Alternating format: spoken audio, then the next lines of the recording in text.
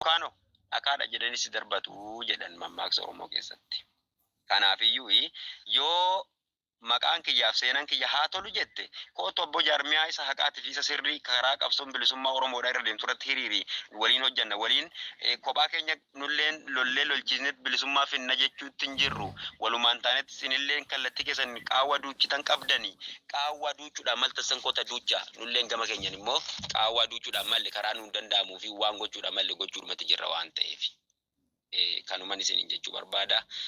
Naaf galatooma naaf jiraadha waan dhaggeeffattaniif galataan keessan bilisummaa isiniif haa ta'u dabalata ammoo maddeen yookaas immoo manni Finfinneen ta'u Oromummaa dhiiga kooti ka jedhu kuni sagantaa bareedaa fi miidhagaa akkanaa kana irratti nu waamtanii nu affeertanii akka Oromoon wal ta'u akka Oromoon wal dhaga'u akka Oromoon wal hubatee akeekaa fi kaayyoo tokko jala hiriiru taasisuu keessaniif galataan keessan bilisummaa isiniif haa ta'u isiniin jenna nuuf jajjabaadha sagantaan kun immoo akkanumatti itti haafufu as callaatti dhaabbatiin yeroo hedduu irra deddeebinee ajandaa garagaraa qopheessinee ajandaa diigumsaa miti immoo beekan ajandaa ijaarumsaa qopheeffannee manoota garagaraa irratti deemnee akka kanatti wal jajjabeessinu abdiin isinirraa qaba gamanumaan maqaa jaalleewwan dirree qabsootii fi mandhee utubaa qabsoo bilisummaa Oromootiin galatoomaan isiniin jedha nuuf jajjabaadha turtii gaarii qabaadha.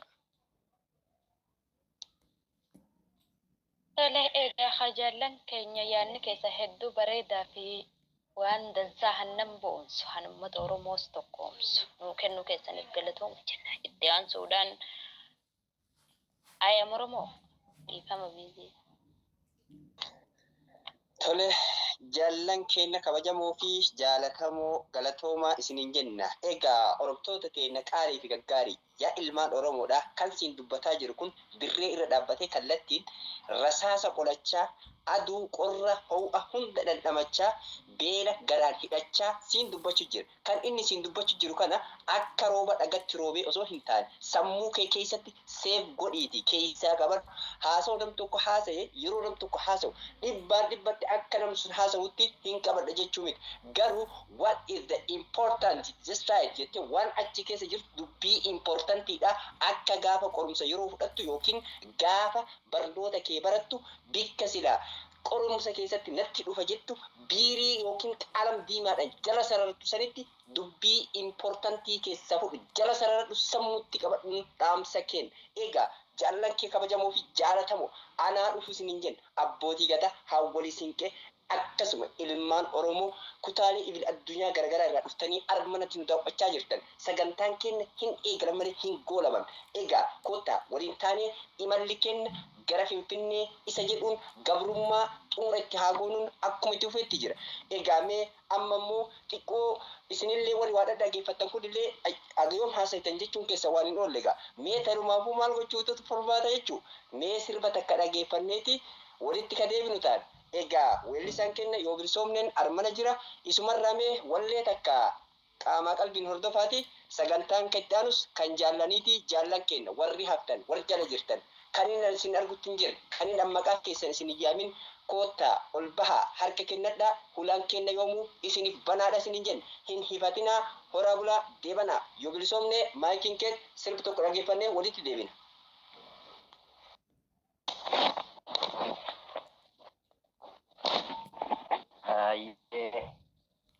Kabajamtootaa fi jaallatamtoota deeggartootaa fi miseensota waraana bilisummaa Oromoo kan maadhee Finfinnee fi kanneen maadhee biroo irraa dhuftan Oromoonni qaqqaaliin hundumtu keessaniyyuu baga nagaa taatanii baga yoo nageessanii baga jiraattaniin isiniin ja'a.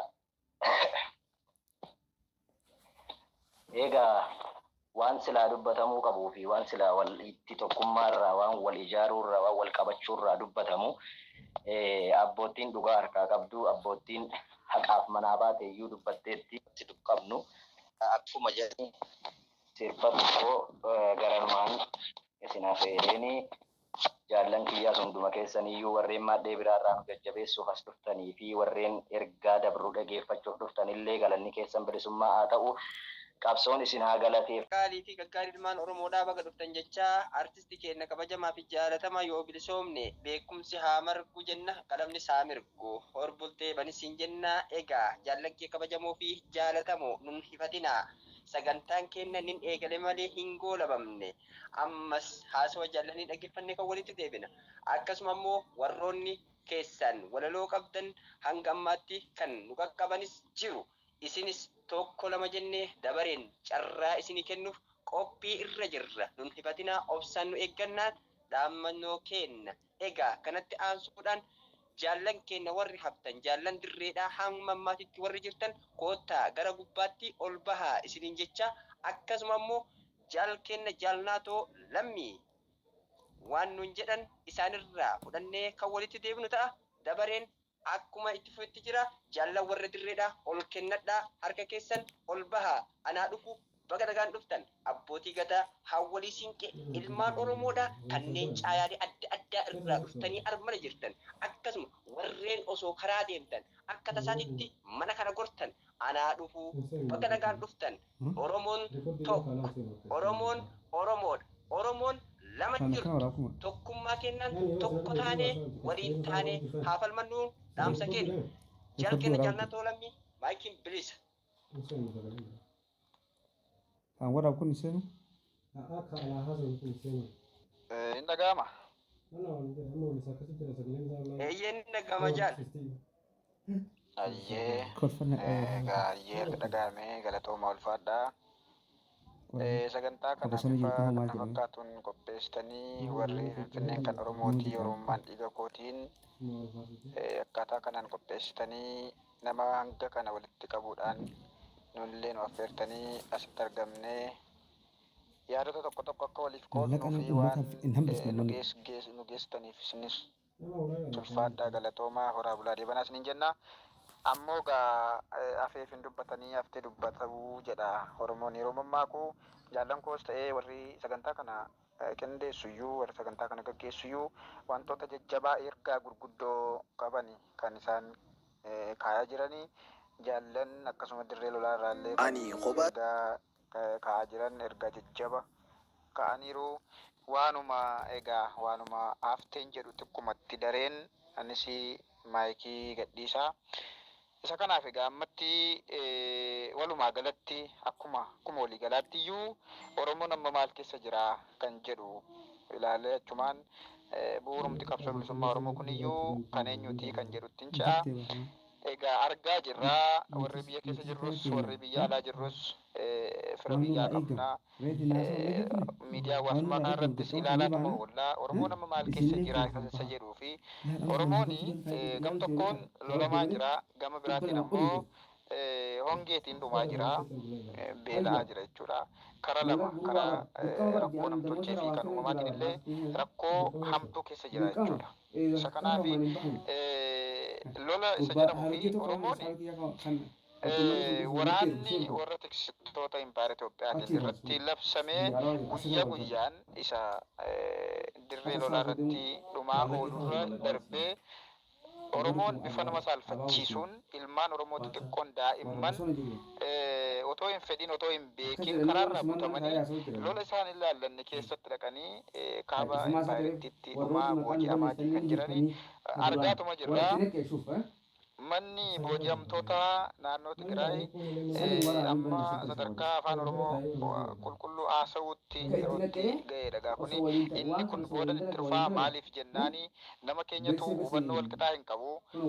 Nama keenyatu propagaandaa olola sobaatiin olii gadi raakamaa oolaa isa kanallee egaa akka dirqamaatti tokko keenyatu fudhannee walirra gargar deemuu qabnaarra isa kanaa fi Oromoon kana keessa jiraachuudha.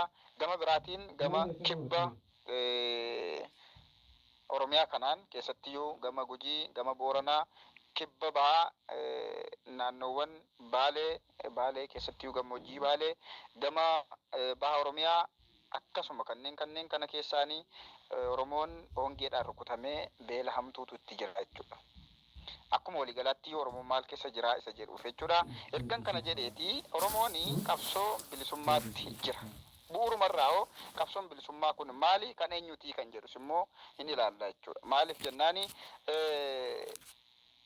durirraa qabee hundeeffamuma waraana bilisummaa Oromoo yookaan immoo hundeeffamuma dhaaba adda bilisummaa Oromoo irraa qabeeti tiksitoonni impaayirichaa maqaa garaagaraa itti maxxansuudhaan abaa'oo kana maqaa gurraachessaa jibbisiisaa saboota biraa jibbisiisaa akka waan inni hammeenya dalaguuf deemutti uummatas ta'e uummattoota impaayirittiis ta'e Oromoo mayyuu deebisanii ittiin barsiisaa jibbisiisaati kan turan jechuudha.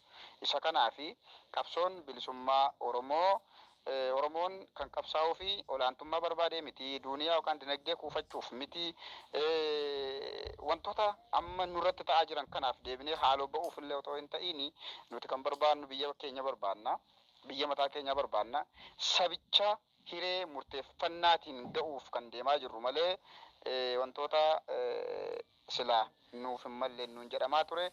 Isa kanaaf ammoo gaas inni kuni qabsoon bilisummaa Oromoo kun kan eenyutu bu'uureesse isa kana yerootti maqaa nu balleessanii qabsoon bilisummaa Oromoo kun kan murnaa kan gandaa kan maalii kan amantii godhanii barsiisaati kan turan jechuudha.